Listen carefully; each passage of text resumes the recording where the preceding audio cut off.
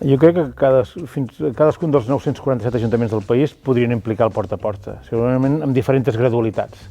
El primer pas és que encara hi ha molts municipis menors de 5.000 i 10.000 habitants que perfectament podrien aplicar-lo en la seva totalitat. I per municipis de vegades més grans, segurament potser models purs de porta a porta pot ser complexa, però evidentment poden conviure amb altres models, perquè les ciutats són complexes, tenen zones compactes, zones denses, zones de baixa intensitat, que perfectament el porta a porta seria possible. Crec que simplement cal valentia política, buscar un moment polític oportú per plantejar d'una forma seriosa el porta a porta. I quina és la recomanació? Que cada municipi del país tingui el seu propi pla de prevenció i gestió de residus que li determinarà quin és el model idoni per incrementar la recollida selectiva. I sense cap mena de dubte el porta a porta és el millor.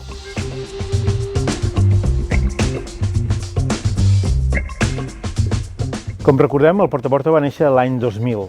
Era una cosa molt novedosa, venia d'Itàlia, no?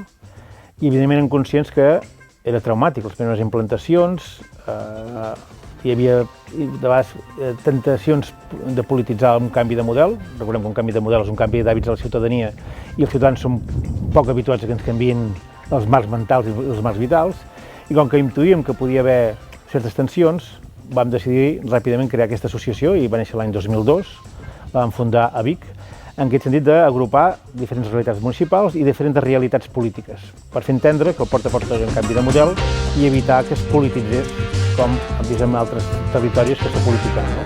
La voluntat de fer de pont entre governs i oposicions, de fer de pont entre diferents realitats polítiques, municipals, fins i tot també de diàleg amb l'Agència de Residus per explicar la bondat d'aquest model, que així s'ha demostrat en aquests 25 anys. I l'associació ha fet aquest paper de suport també tècnic, d'acompanyament tècnic a molts municipis que canviaven de model, aclarir dubtes en aquells municipis que s'ho plantejaven i també, com dèiem, aquesta tercera pota d'evitar batalles polítiques amb el model a Catalunya. I crec que ha sigut un dels grans èxits de l'associació, aquest acompanyament tècnic i sobretot aquest acompanyament polític d'evitar que cap organització política l'utilitzés de bandera per atacar realitats o atacar governs. Jo crec que ha sigut un dels grans èxits de l'associació.